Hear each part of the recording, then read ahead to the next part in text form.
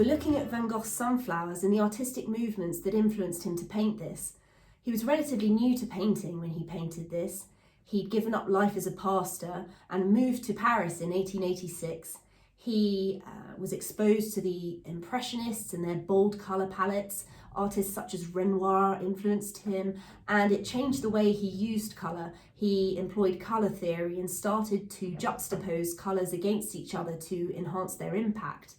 Van Gogh, though, was more interested in the post-impressionists, stating that the impressionists were a bit decorative. Post-impressionists instead were interested in using objects as vessels to show symbolism and to show emotion, and he was more interested in this. Other influences on him was a movement from Japan.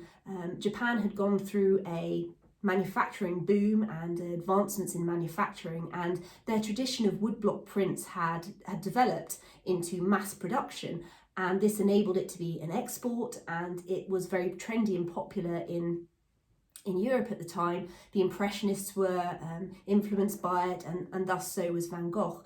And Japanese woodblock prints have bold colour blocks, and they have lines outlining a lot of their objects, and it's much more simple in an aesthetic.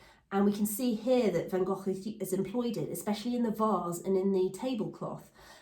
The irony is that 100 years after this was painted and never sold in his lifetime, a Japanese insurance magnate would buy this at auction for the most amount of money ever paid for an artwork. It's quite ironic that the change in fortunes of Van Gogh's artwork by Japan. If you like this video, please subscribe and please don't forget to spread the word.